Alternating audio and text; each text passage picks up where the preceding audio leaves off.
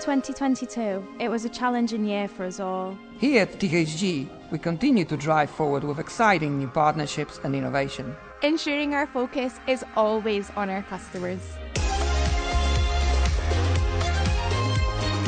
We want to make an impact through digital transformation, innovation and expertise, creating and growing category-leading brands on a global scale, led by our business values of innovation, leadership, ambition, decisiveness and collaboration.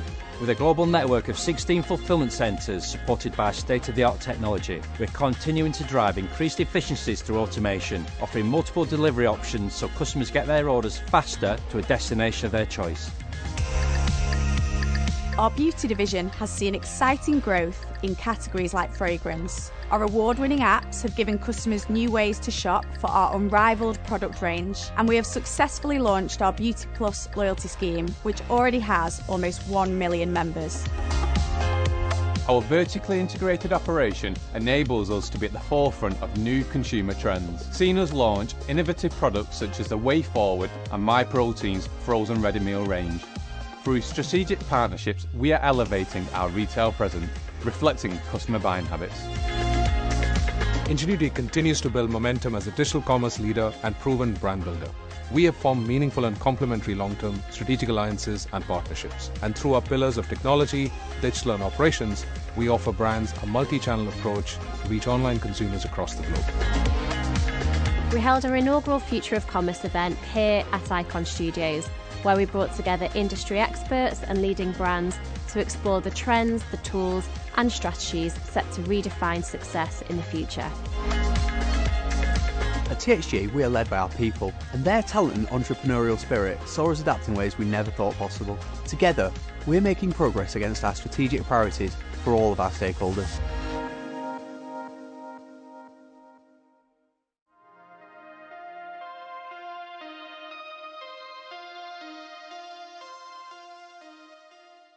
I think I'd start by saying it's actually the proudest year I've had, and I believe THG's had in our 18, 19 years of trading. You know, given the environment that we've operated in, I'm really pleased with where we've ended up. We've got record sales, we've delivered growth, over 2.2 billion of sales. Very few businesses managed to deliver growth last year. Naturally, you know, if you'd have asked me at the beginning of the year where I would have thought we would have landed, then it would have been a better position than that. But given all of what's been going on in the world, I'm super pleased with where we are. In terms of, you know, the factors that kind of we've had to deal with, you know, one of the biggest things really has been whey pricing. Inflation, everyone understands that. There's been rabid inflation throughout the world. And, you know, some of the real highlights for me is the actions that we took during the year. So it's not just the fact that we delivered some growth and against that backdrop. It's how we reacted during that time and how the team have performed. And, you know, the decision to support our customers in nutrition, you know, reflected not only in the growth that we delivered last year, but also in the start that we've had to 2023. That seems to have really paid off. And we'll see that benefit really come through as now whey pricing is way below anything that it's been in recent years. I think some of the other initiatives that we took on board as well, you know, we're very early on the cost-saving initiatives. We started very much at the beginning of the year. Also, the things that we did around the balance sheet as well. You know, we've been really cash generative in that second half. So we delivered £50 million worth of free cash flow. We strengthened the balance sheet by securing a new banking facility as well. And all of those actions combined meant we had £640 million worth of cash and available facilities at the end of the year.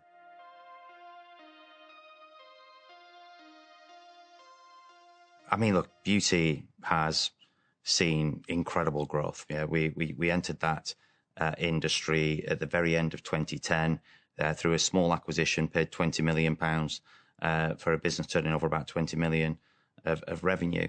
And then if you look at where we are today, well over 1.2 billion pounds worth of sales. We've topped that up with various investments during that time. This time last year, the nutrition division was probably the worst performing part of THG, given the pressures it was under from the dramatic increase in pricing across all commodities. And so it was quite a challenging year for nutrition. But then as you come into this year, you can see that commodity pricing fell consistently throughout the second half last year, and now what we're seeing is commodity pricing probably somewhere back at the 2019 levels. And so as a result of that, we've got an incredible opportunity that sits in front of us, and we should see some significant rewards off the back of the fact that we made those customer investments and throughout last year by protecting them and shielding from a good proportion of that inflation. So I feel really positive about that division.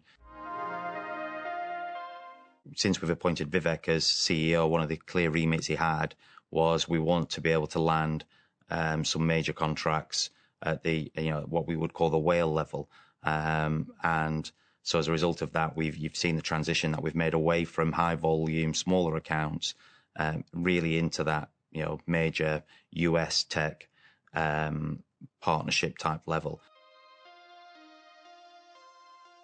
Sure. So through 2021 and 2022, an awful lot of effort went into putting our key divisions as standalone divisions in both a legal sense and trading sense, etc. It's been a key part of underpinning our cost-saving initiatives, the 100 million that we delivered last year and the 30 million for this year. And so it's really allowed us to review that cost base of what's really driving the growth and what do we need, what don't we need. And what that then gives us as a result is real optionality.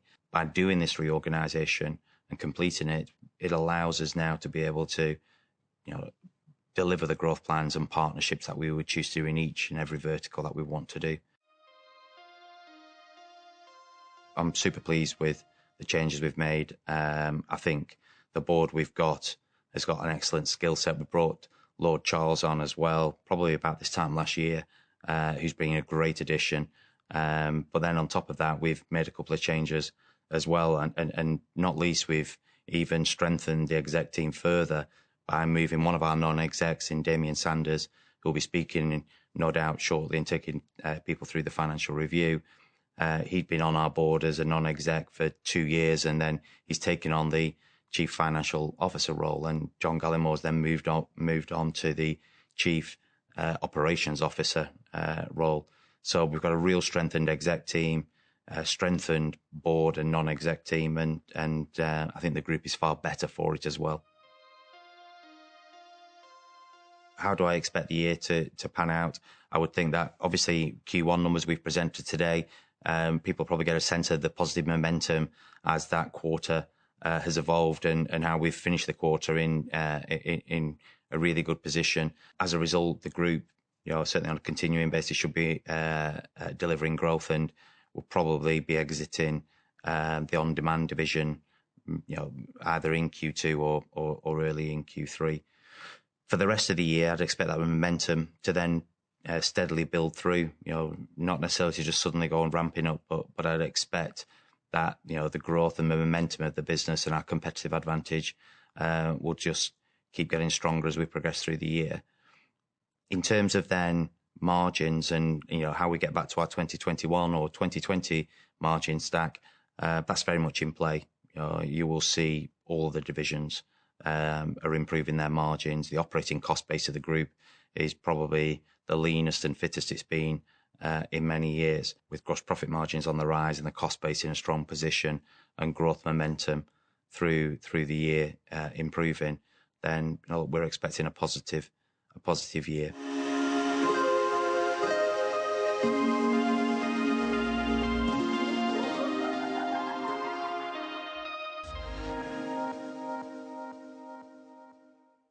Good morning, and thank you for joining us for our 2022 full year results, which are my first as CFO. We'll be presenting a selection of key business highlights and a summary of performance for 2022 and also for the first quarter of 2023, with other members of the executive team joining us for Q&A later on. As we turn to our revenue performance, the year saw many well-documented macroeconomic factors impacting the markets in which we operate. We are therefore pleased with the broad-based growth we have delivered across our core consumer and technology divisions, particularly so when reflecting on the challenging comparative trading period, where online sales were positively influenced by COVID lockdowns, most noticeably in Q1 2022. We've also been encouraged by demand in a higher pricing environment, with strong repeat purchase rates from our loyal customer base continuing at around 80%.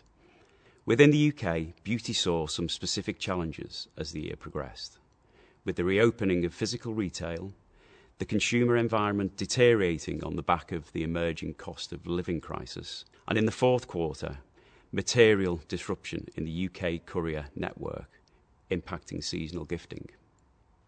In an inflationary environment, certain international territories within Europe became less rewarding to serve from a profitability perspective.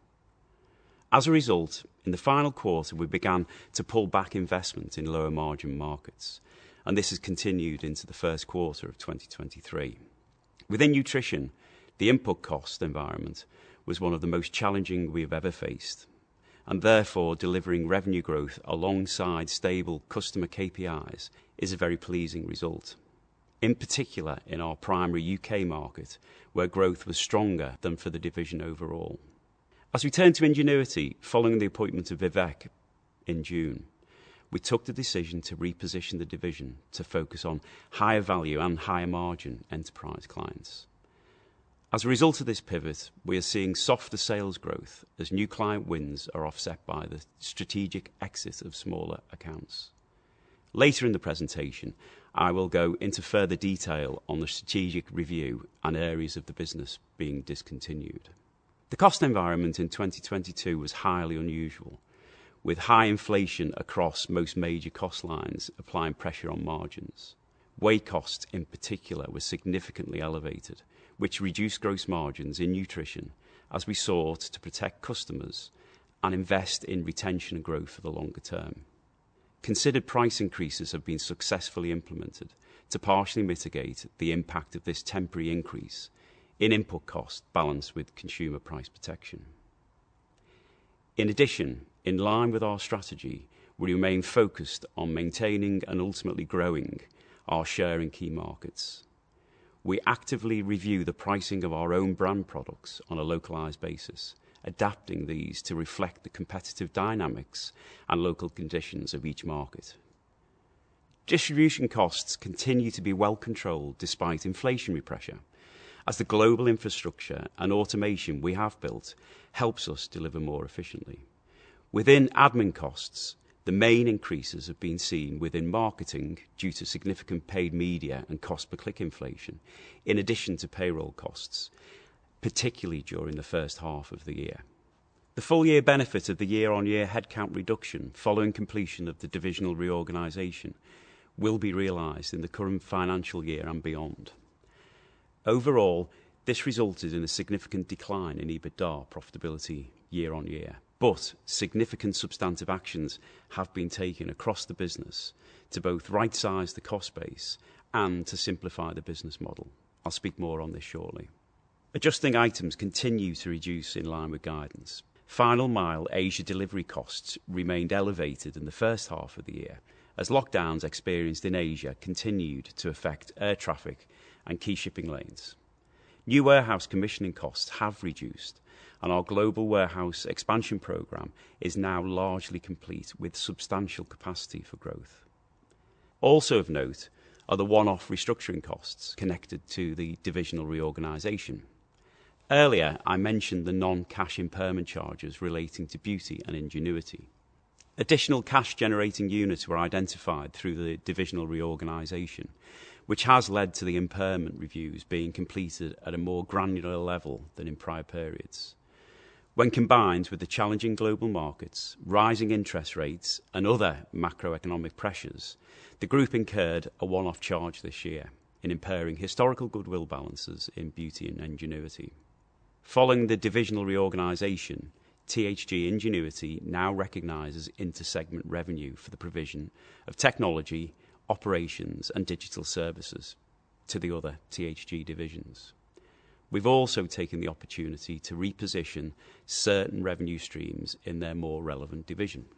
Presented on screen are the divisional adjusted EBITDA margins for the year and comparative period. We're broadening our reporting to give a more detailed view of the cost base, including the corporate costs, which we anticipate remaining at around 1% of revenue, Later in the presentation, I'll take you through the key drivers for divisional margins rebasing to their historical positions. Typically, we experience a working capital outflow in the first half of the year that reverses with peak trading in the second half. This profile was, however, elevated with a significant cash investment in H1 2022, principally from new warehouse launches, which require a one-off investment in stock. CapEx is as anticipated, with the group well advanced on its target of annual expenditure, with guidance for the year ahead unchanged at approximately 135 million. Adjusting items and financing costs were also in line with expectations. We closed the year with cash on hand of over 470 million, and our RCF of 170 million remains undrawn. We have a strong balance sheet and added to our available facilities through the 156 million loan drawn in the fourth quarter. Our term debt is long dated with no covenants, whilst the RCF is undrawn.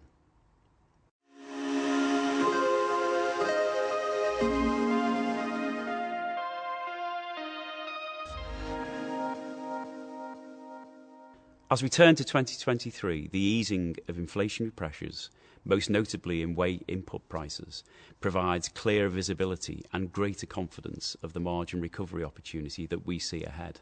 Our average procurement prices in the first quarter of 2023 were meaningfully down on the prior year. And as you can see from the graph, the sweet whey index prices are currently tracking at more normalised levels. We've talked at length about how automation has delivered material efficiencies within our UK operations. And we expect the same now in the US, where our automation project at the New Jersey facility recently went live. Our distribution costs as a proportion of sales have reduced continually since 2020, and we anticipate this being a sustainable operating level medium term, despite ongoing wage inflation. Whey prices and automation are two of the main areas that support our path to enhanced profitability, alongside the strategic review. And we will come on shortly to talk to additional drivers within our consumer divisions. Following the divisional reorganisation, the group commenced a detailed strategic review of operations outside of beauty, nutrition and ingenuity. This has enabled us to look at the business through a more granular lens, to assure ourselves that we are focusing our efforts on areas that will deliver optimal returns for our shareholders and accelerate our pathway to positive free cash generation. The areas in focus were the on-demand division and experience and luxury assets, previously reported as other. Given experience's alignment with beauty, we've reclassified these profitable assets accordingly from the first quarter of 2023. For the assets where we couldn't see a robust path to profitability and positive free cash flow, we've made the very difficult decision to discontinue these revenue channels, eliminating losses across the group. As a result of the above action, we've recognised around a 26 million one-off non-cash inventory provision within FY 2022 cost of sales. The full exit of the discontinued areas is expected to be complete by the end of Q3 2023. Our reported EBITDA of 64 million translates to 100 million on a pro forma basis, and I'll now take you through the bridging items. In 2022, we expensed 10 million of SaaS cost that was capitalised in previous years, given the change in the accounting standard. There's no cash impact on the group here, nor any profit before tax impact. Categories discontinued in 2022 had a 4 million loss in the year. Furthermore, post-year end, we have taken the decision to exit THG On Demand, which incurred EBITDA losses in 2022, which will not repeat. Continuing adjusted EBITDA on a consistent historical basis is therefore 89 million. Finally, the group incurred 9 million of incremental markdown charges that will not repeat as part of reducing stock holding by over 90 million, and 2 million of costs in relation to the pivot in Ingenuity to a larger client portfolio. I'll now walk through our segmental reporting and medium-term guidance for the divisions. Beauty EBITDA margin in 2022 was depressed for a number of reasons outlined earlier, and I'd expect this to be in excess of 6% over the medium term, in line with historical delivery. Specifically, we have scope to enhance international margins through market prioritisation and improve buying terms, in part through additional synergies from Cult Beauty and Dermstore. We do, however, expect sales growth in 2023 to be tempered in part by this focus on margin accretion.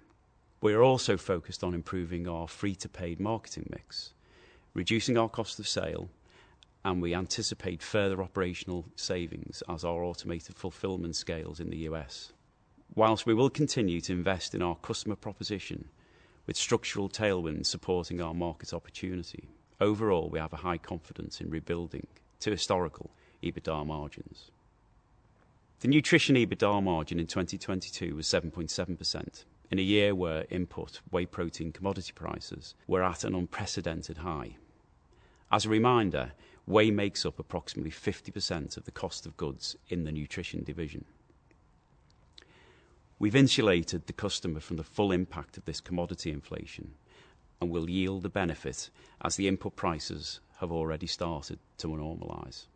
This will flow into cost prices throughout 2023.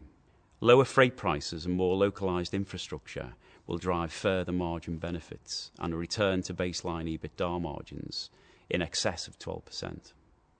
Following the divisional reorganisation, THG Ingenuity reported revenue now includes inter-segment revenue from internal services provided to THG Beauty and THG Nutrition. These internal services comprise access to the technology platform, digital and creative, operations and fulfilment, and customer services, amongst other elements. This revenue is eliminated upon consolidation, with segment-adjusted EBITDA margins presented on a gross basis. Historically, operational services were provided at cost to external clients when bundled with higher margin technology and digital services. As the model has matured, all services are now charged with a margin. Longer term, the extent to which technology services grow ahead of operational and digital services will therefore influence the division's overall margins. Through maturing our margin stack, we are enhancing our overall position. The current margin can therefore be considered a base that will scale over time as the revenue mix evolves towards technology and as margins are now being charged on all operational services going forward. We anticipate Ingenuity EBITDA margin to scale to around 7.5% over a 5-year timeframe through growth in both internal and external revenue and enterprise client expansion. Over this period, it would be reasonable to expect a break-even cash flow position after CapEx at around £1.25 billion revenue. I'll now turn to our first quarter performance. Core divisional revenue declined by 5.6% during the quarter. Overall, this was in line with management expectations, considering the particularly challenging comparable period, the continuation of courier strikes disrupting the UK market into January, combined with our strategy to deprioritise sales in certain territories with lower profitability. There's been significant progression at Ingenuity as we continue to reposition to focus on larger, higher revenue and higher margin clients with high quality recurring revenues. Our statement this morning lists a number of new client wins and strategic partnerships signed during the quarter. Underlying momentum improved as the quarter progressed, which, combined with input cost deflation and the annualised impact of the significant cost actions taken, provide a strong base for improved profitability year on year, which leads me onto our guidance for the full year. We are in good shape to deliver revenue growth across our continuing divisions for the balance of the year. While Q1 sales growth was slower overall in certain areas, much of this was as a result of the proactive decisions we took to focus on more profitable sales. As noted, underlying momentum improved through the quarter, and we anticipate continuing to build as both COVID comps and the impact of UK courier strikes have fallen away. The group anticipates a stronger second half, with performance supported by continuing solid performance within nutrition, alongside increasing growth rates in both beauty and Ingenuity. Whilst inflation is easing in core areas such as commodities, the majority of margin benefits will be realised in the second half, as we fully realise the benefits of the significant cost actions taken. Capital expenditure guidance for the full year remains unchanged, as we near the conclusion of an accelerated period of investment. Our fulfilment infrastructure is exceptionally well invested, allowing us to continue to drive further efficiencies. Beyond this year, we expect long-term channel shift across our consumer markets to continue, supported by a strong Ingenuity pipeline and further endorsement of the proposition. We remain confident of a return to in excess of 9% adjusted EBITDA margins in the medium term, and strong progression into 2024 through operating leverage improvements across the fixed infrastructure, including automation, gross margin recovery as the consumer price protection strategy normalises, and conclusion to the group's strategic review and focus on profitable continuing operations. In closing, I'd like to take this opportunity to reinforce our focus on profitability and positive free cash flow. With a strong balance sheet and category-leading positions within substantial end markets that continue to benefit from long-term structural growth, we have confidence in our ability to deliver long-term value for shareholders. Our divisional CEOs will now take you through a selection of strategic highlights across our business.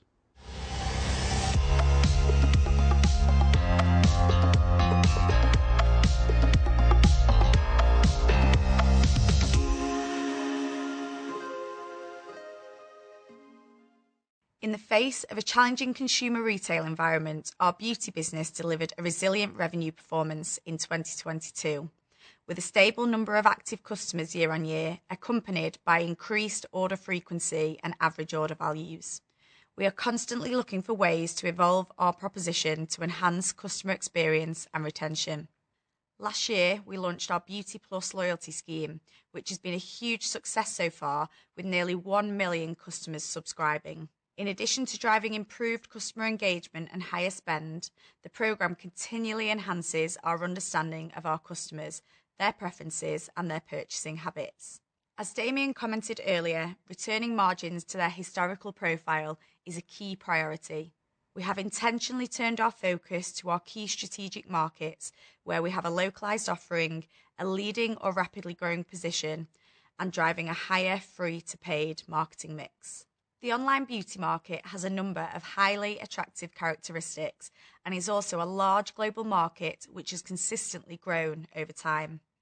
The market has also historically performed well through times of economic uncertainty, with consumers continuing to purchase the beauty products they need to maintain their daily beauty and wellness regimes.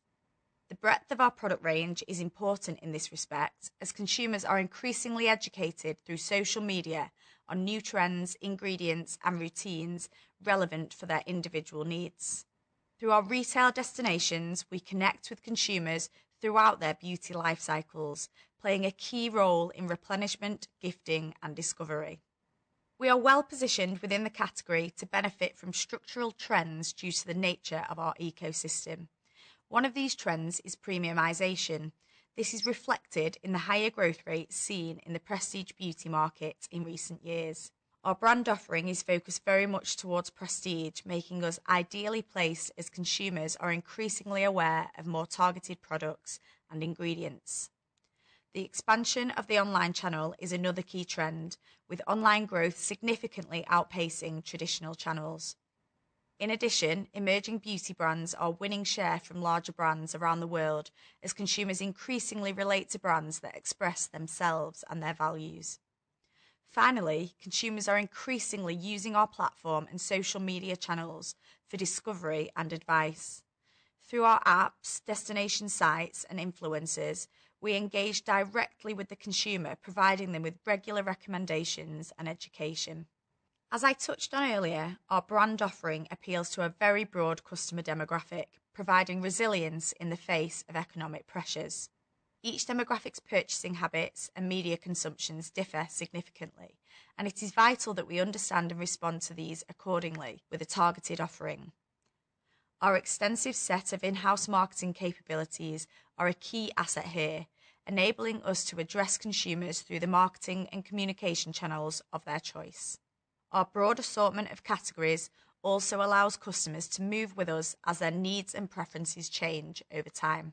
This ability to move with customers across their life stages provides us with confidence in our ability to retain customers over the longer term while continuing to acquire new ones. Finally, our ambitions for 2023 are to develop share in our core markets while delivering sustained margin accretion through a strategic focus on higher margin categories and brands. We have the experience, insights, relationships, and authority to continue to be the beauty destination of choice for our consumers and brands alike.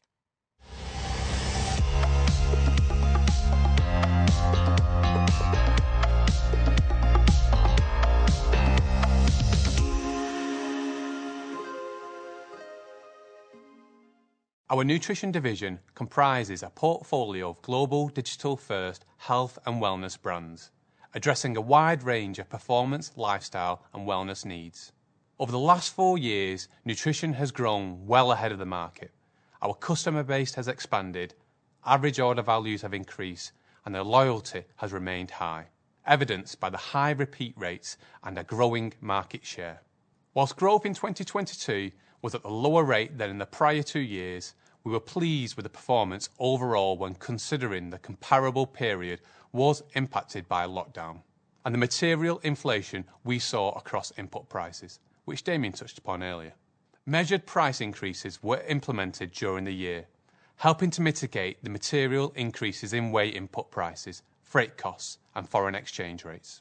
Importantly, our core categories continue to perform strongly, with around 10% growth year on year, which provides us with confidence for the year ahead as deflation in input costs supports margin progression.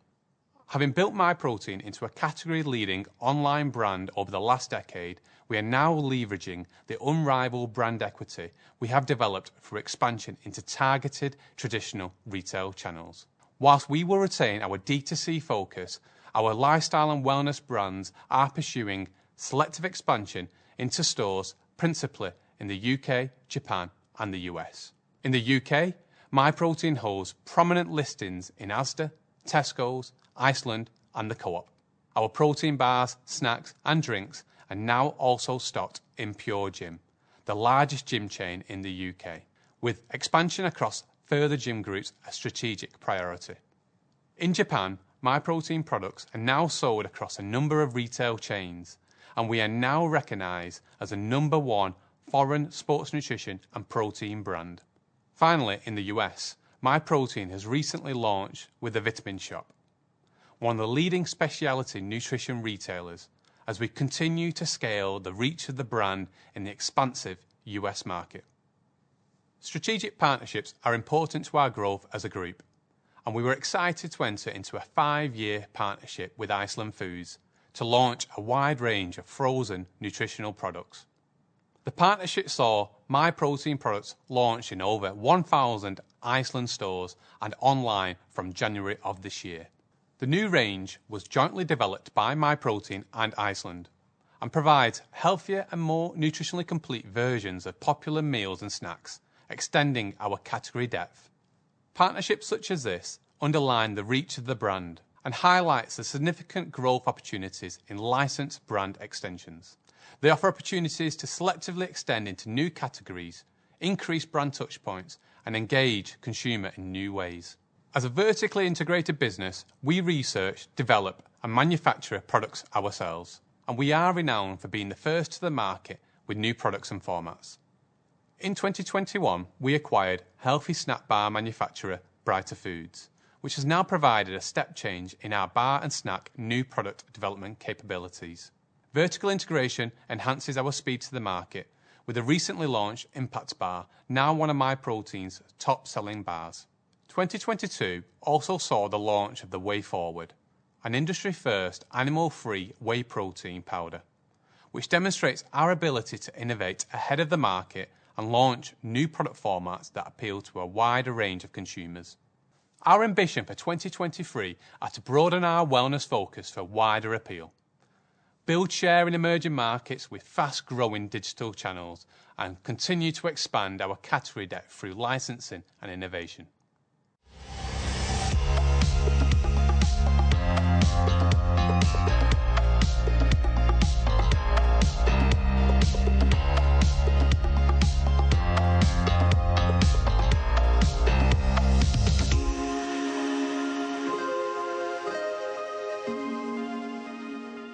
The environment for digital commerce has been challenging over the last 12 months, with businesses forced to move faster than ever to adapt to supply chain inflation and upgrade redundant technology, all against a backdrop of increasing consumer expectations and pressure to do more with less people.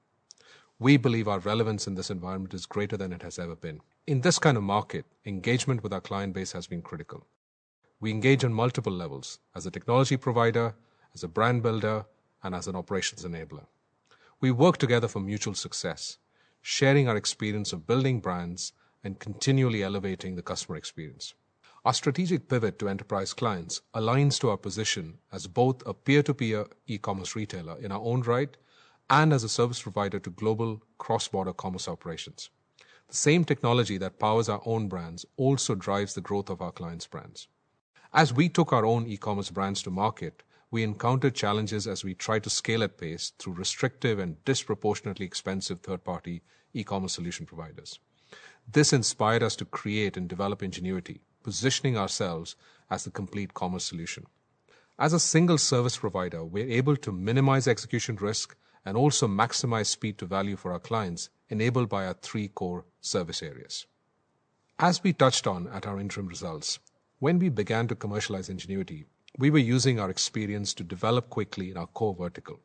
Whilst our platform is a proven enabler in the beauty, health, and wellness categories, we have now established our capabilities and credentials in retail and FMCG, particularly food and beverage, among other fast-growing verticals. As we continue to scale, partnerships and strategic alliances, alongside continuous in-house development, is imperative to cementing our position as an authority in the digital commerce market. During the first quarter of 2023, we've continued to accelerate our focus to enterprise partnerships and developing our suite of propositions. We are maturing and increasingly marketing standalone solutions to maximize our addressable market, meeting individual brand requirements where a complete commerce solution is not immediately required, and opening up our solutions to a new customer base of partners, agencies, and consultancies. To accelerate our full potential, we have formed strategic alliances in our key geographies of focus with leading multinational consulting firms, with fulfillment technology partners, and major digital commerce specialists. In a market which is demanding speed and agility, we build the best and partner with the best for our own brands, leveraging this for mutual success with our clients. In 2023, we'll continue to execute this strategy, supporting our clients' digital ambitions, in addition to accelerating our own platform reach across new audiences.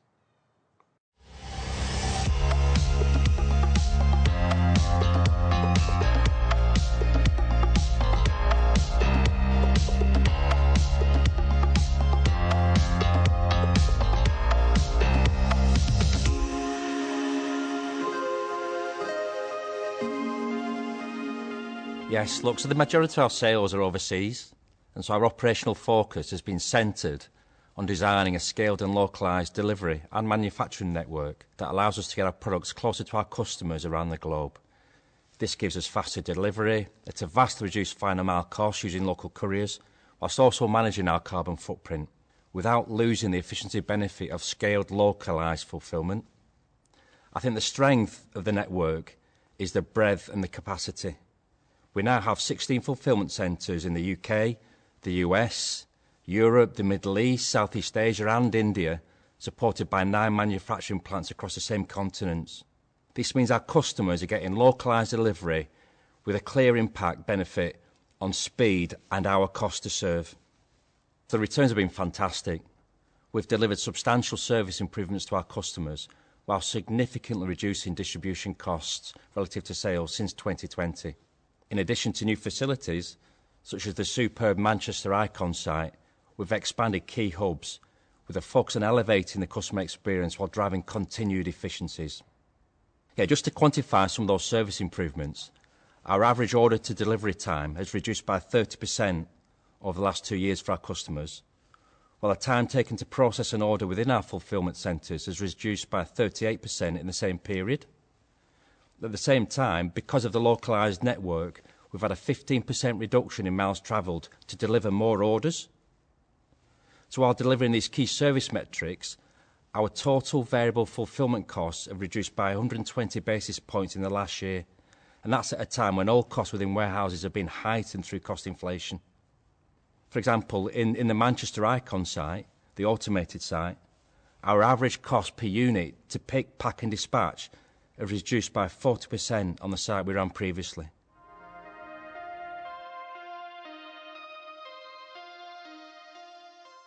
We continue to invest in our best-in-class in-house production across our nutrition and beauty divisions. In nutrition, we're investing in range capability within existing core sites located in the UK, Europe and the US. This has been supported by more recent acquisitions. This means now that we've got 86% of the food products we sell are manufactured in-house, meaning we've got much more margin retention, but more importantly, faster and better innovation. In October 21, we shipped our first order from our automated UK Icon site, which fulfills orders for THG Beauty brands as well as Ingenuity clients. The automation in our New Jersey facility went live at the start of this month, and we can now expect further efficiencies from our US infrastructure, similar to the ones delivered in the UK. By the end of this year, we expect over 30% of our orders to be fulfilled by automated sites. Ingenuity clients are also able to benefit from an automated solution, therefore reducing their own fulfilment costs as well as improving service. So earlier this year, we announced our global partnership with AutoStore. Having integrated the AutoStore robotics into our own facilities, we've seen firsthand the benefits the system has delivered for our group. Being a buyer, customer and user of this, plus other automation systems, it gives us a unique perspective to underpin our partnership with AutoStore. We see it from the customer's perspective. This means we fully understand the procurement process, the complexities of commissioning the product, and most importantly, the ongoing use and optimisation of the solution from the customer's perspective. The addressable market for automation is strangled by a high upfront cost, complex integrations with supporting softwares, and a lack of ongoing technical capability within customers to optimise these complex solutions. The model we've developed with AutoStore removes a bulk of the upfront costs, offsetting it against future operating savings. The dreaded integration complexity is removed. The solution is out of the box, with all necessary upstream and downstream functions integrated, including order manager, warehouse management systems, control systems and courier management. Our solutions optimization team will then work with the client for the duration of the solution to deliver real ongoing savings, which ultimately means that the Ingenuity partnership with AutoStore democratises automation. The architecture and build of the infrastructure and platform has been 19 years in the making, as we've looked to take our own brands direct to consumers all over the world. So this is now all about applying those learnings to our Ingenuity clients who are looking to build out their own digital transformation projects.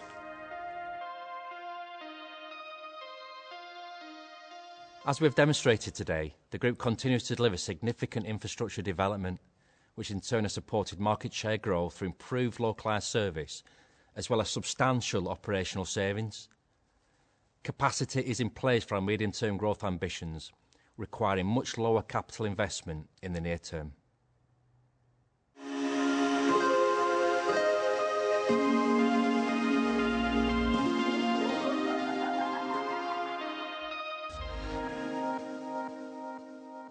Thanks, John. Investment across our operations during a period of accelerated growth has positioned us incredibly well to now double down on our focus on profit enhancement and path to free cash flow. I am exceptionally proud of the team for delivering a strong performance in a challenging market, with record revenue underpinned by stable customer behaviour metrics, driving long-term market share gains. We have a strong track record of thriving in difficult environments and have the data, technology and global infrastructure to identify and capitalise on market opportunities as they arise.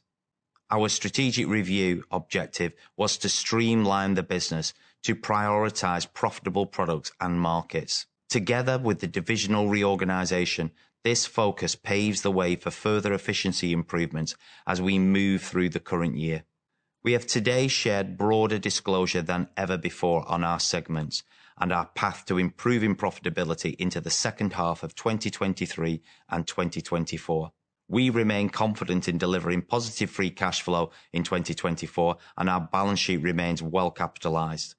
We maintain our belief that our long-term growth opportunity is driven by structural growth in digital activity at a global level, together with continued product innovation and expansion across new products and verticals. Thank you for joining us and for your ongoing support. We look forward to taking your questions. Good morning all. Thank you for joining us today for the group's preliminary results for 2022.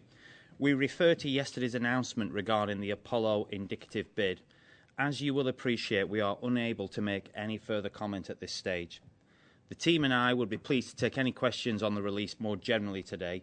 With me is our CFO Damien Sanders, COO John Gallimore, Group Commercial Director Steve Whitehead and Deputy CFO Matthew Rothwell. Our first question today comes from Nicholas Katsapas from BNP Paribas Exane. Please go ahead.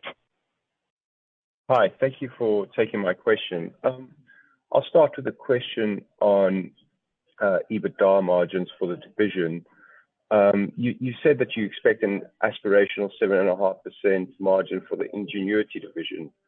Could you explain what that means for the commerce part of that? Because we've always understood that it would be accretive to margins overall. Has that changed at all with the way you split the divisions? And then the next question on the divisional split is, thank you for showing us the beauty and nutrition normalized margins, let's say. Would it be safe to assume that most of the difference between those two lies in the gross margin? Thank you. I'll hand over to Matt Rothwell, who's keen to answer those. So I'll take the second one, then hand to Steve on the first. On the margins, yes, the bulk of the difference sits in the gross margin. And again, our guidance there linked to what we've said historically and linked into the presentation. Thanks, Matt. And just picking up on the point regarding Ingenuity. So the technology margins are indeed remain as accretive as we have identified in the past within the commerce division. It's worth just perhaps, if you get a chance to look at slide 35 of the presentation materials, where you can see where over the last 12 to 24 months we've really productized the component parts of the platform, so that rather than selling an end-to-end solution, we now have the option to sell the individual services. So across technology, you will have those high, very incremental margins that we talked about previously within commerce. Across operations and digital services, which can also be and are sold on a singular basis, they are lower margin than the technology margin. So depending on the sales mix across the services delivered into the end clients, across technology, operations and digital, you'll get a blended margin that is different. And now obviously on a standalone basis, you've got a much more bigger impact across those operations and digital lower margin areas rather than the very incremental technology margins. Hence, you've got a 2.5% EBITDA margin reported for the standalone Ingenuity division, which over the 5-year period we've obviously guided to a target margin of 7.5% EBITDA, which coupled with the revenue growth we would also aspire to over that period takes revenues from 750 million to 1.25 billion. And I think that's an important target just to bear in mind, because at that level, on a standalone basis, the Ingenuity division, with the capex required to fund it, would be free cash flow neutral. Thank you. That's very clear. Thank you. And we'll now move on to a question from Gary Martin of Davy. Please go ahead. Hi, all. Good morning. Just a quick couple of questions from me. Just the first one, just on your medium-term EBITDA forecast. I think you signify it's about 9%. I believe the previous commentary was actually 9% plus from 9 to 10%. Is the best way to think about that just labour costs as being the leading component? And then just the second one, just on nutrition. I suppose it would be helpful just to get a bit of colour just on regional performance. Thanks. Sure. Look, on the first point on the EBITDA, I think it's more just in the smaller detail. Nothing's changed, so 9% plus is the way you can look at that.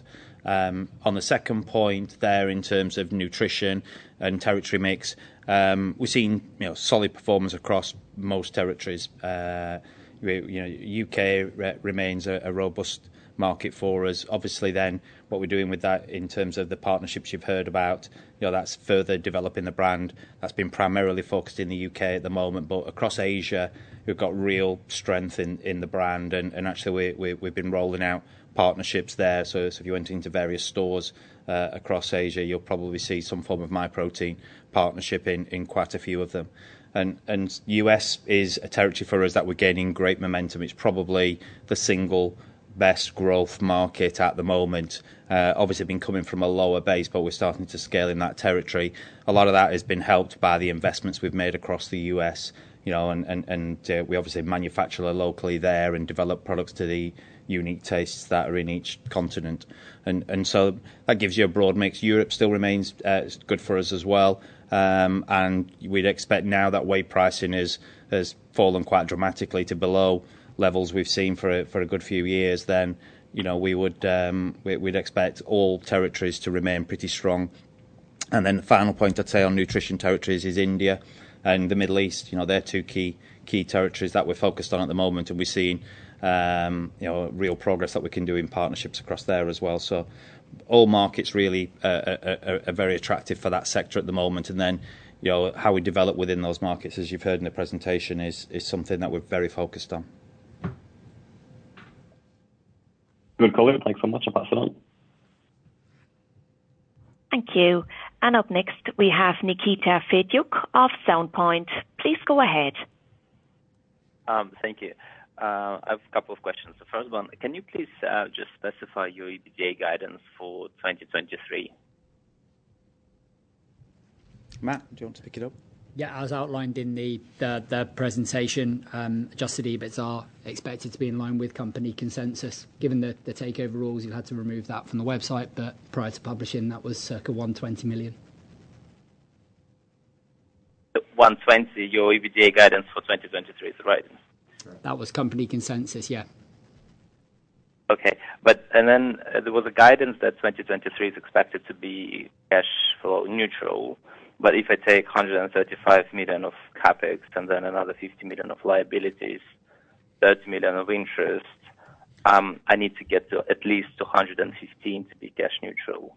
Yeah, so you'll get. Well, go on, Matt. You can cover it. Yeah, we have an asset disposal that will generate over 40 million of proceeds. If you take the guidance in the presentation, we've seen a very strong. We expect that margin accretion to come through. Reduced capital expenditure of up to 135 million. Cash adjusting items will be considerably lower, circa 65% reduction on 2022. That, together with the working capital rationalisation, all supports a clear path to free cash flow neutral in 2023, which then we're very confident will turn positive in FY24. Right. Do you have any guidance for the working capital inflow in 2023? Other than it being positive at this point, no, we won't. Nothing different to what's in the presentation, and that supports broadly free cash flow neutral. Right. And then I have a question on the capex side. So it's 135. The guidance is 5.5% to 6.5%. I think that impacts the cash flow a lot. Is there any room to reduce this capex as needed? What's your maintenance capex, and what can be a switch on or switch off in terms of the kind of expansion product?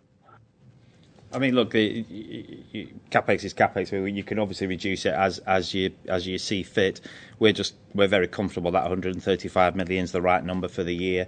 Tech would be, a large majority of that, and we're keen to keep investing in the tech, and all the other aspects of the business remain, strong and positive. So we'd have no reason to reduce it further. But clearly, with all capex, you can pull back from that, but that's not something we'd need to do or plan to do. And it is worth just remembering that we are now in a phase where, for the medium term going forward, we get to enjoy the operating leverage benefits from the elevated investments made over the last 2 or 3 years. So if you look at that warehousing investment in particular over the last 2 or 3 years, it's been substantial capex, but with a less than 2-year payback. That now gives us, for the medium term, a reduced capex requirement as a percentage of sales, and we get to enjoy the operating leverage that generates and then the cash flow benefits that come with it. Understood. It's more kind of from the downside risk. I understand that you're not planning to cap it, but in case that there is a kind of operation requirement to save up some cash, to what extent this 135 million number can be cut? Well, you can. What's an absolute minimum for the maintenance capex?